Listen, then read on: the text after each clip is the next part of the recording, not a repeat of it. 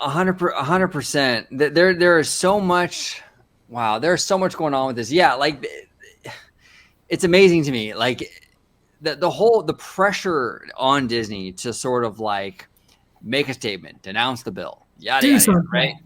Yeah, it was fierce, and it was coming from like the various studios. And there was like a mutiny against Bob Chapek in regard to this. Comcast, who donated more, I mean, that's a fact, donated more to these same politicians, not a word. No one seemed to care. No one cares. It doesn't matter. They can do whatever they want, but Disney, you got to hold them to the fire.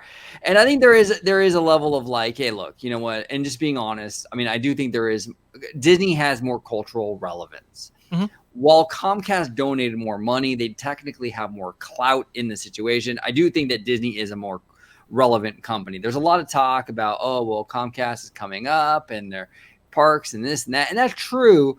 But at the end of the day, Disney is still king of the hill. And that's why a lot of people gun for Disney. That's why people look. It started under Bob Iger when he started buying up Lucasfilm and started buying up Marvel and started buying up Fox. Disney became the target. When you're king of the hill, you are the target, and that's really why the energy is focused on that. But I think from an activism point of view, if you're really looking to make change in that social sphere, pressure everybody. You got to pressure everybody because you're gonna let Comcast get away with that? Like why? Like they donated money too. They're the second largest theme park operator in Florida. They're a huge telecom company. They're not like a mom and pop organization. This company has massive influence, massive power. They're a massive studio, and you're going to let them coast? I mean, Glad saying studios, parent companies, we're going to hold your feet to the fire. Look at this example of Disney. You're not, but okay, you need to pressure Comcast, Universal now. And also, aren't they concerned? I mean, Comcast employees are silent. Are they being threatened to be silent? I mean, it's just where's all that? Yeah, she talks a big game. The Glad CEO. Oh, you better, you better get on board, or else we'll destroy you too. Learn your lessons from what happened to Disney. Yeah, exactly. It's fascinating, and I think a number of different corporations who have financial ties to Florida, donating to politicians across the board. Don't hear anything from them. Isn't that quite AT&T, which is technically Warner Brothers up to a certain point, then it's going to be Discovery. But at that time, that was Warner Brothers, AT&T, and so yeah, where you at? There's this Disney. It's crazy because Disney is held to such a standard. Yeah, it's just unlike anything else.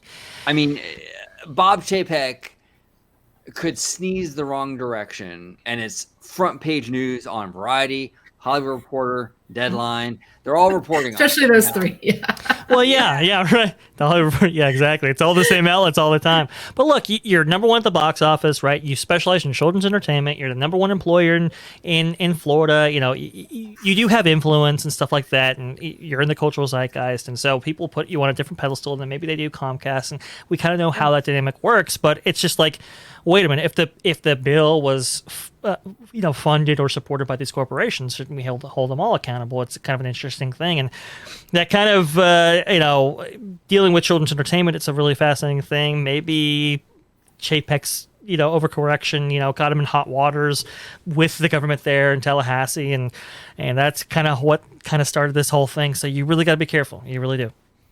You do, and there's an old saying where it's kind of like when they stop talking about you, that's when you should worry. Like the fact that all the trades, the media is a buzz about the Disney reaction, kind of shows and kind of points to the relevance, right? Like when they stop doing that, okay, well, then you're a has-been. Then you're yesterday's news. No one cares anymore. Yeah, I don't think. I think Chapek wishes they would chill just a little bit. Yeah, exactly. Let it be has-been news for a few months, please. Can we not dominate headlines for a week? Is this possible? Right. Whereas, no, to your point, OG 70s Disney, they don't have to worry about it because they were number 12 at the box office out of 12. They were. They were. When Ron Miller was CEO, right? Right. Son-in-law. Right. Yeah. Yeah, exactly. Yeah, when you stop making those headlines, that's when you become. And also, I do think there is something to be said about, and this is kind of like, hey, look, maybe a little conspiratorial, maybe a little cynical, but I do think there is this kind of thing in media where it's like what they'd like to do, and they do this with companies, and they do this with even individuals like celebrities, where, okay, we're going to build this person up. They kind of did this with Britney Spears, to be honest with you. Built her up, built her up, built her up, built her up. She's amazing. They built her up, superstar, right? And then when she started having her personal problems in like 2006, the media was like right there to like tear her down, right? Because like at that point then, Britney Spears was like the top of the top in the industry. And it was like major clicks, major views to tear that person down. As gross as it is, that's the industry, right? Same thing. And you saw it with Pixar when they were like going through their streak of every movie beat the last movie and kind of thing. You saw in the media all the time about when's the next Pixar flop? Is Ratatouille going to be the flop? Is this going to be the flop, right? They were like gleeful. They wanted it to happen. And I think it's kind of like really what's happening here with Disney. They're top of the game. They got Marvel, Star Wars, Lucasfilm, the huge Disney library, Fox.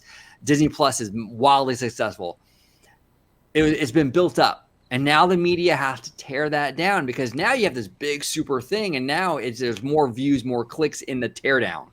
And they really want to do, I do think that is an aspect of this whole equation, in my opinion. You know, I do think that they really do look for like, okay, that's the story.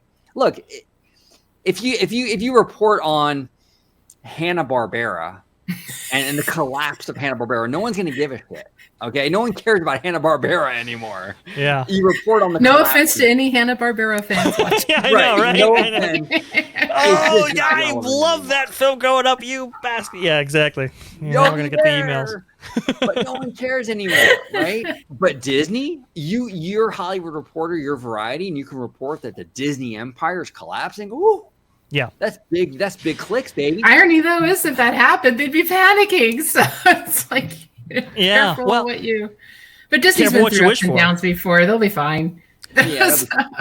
Well, I mean, we see that effect with Marvel. You know, a lot of trades and industry moguls and stuff like that. They would love for the Marvel films not to be the juggernauts that they are, and we've seen creators in that space kind of criticize the Marvel films and their success and.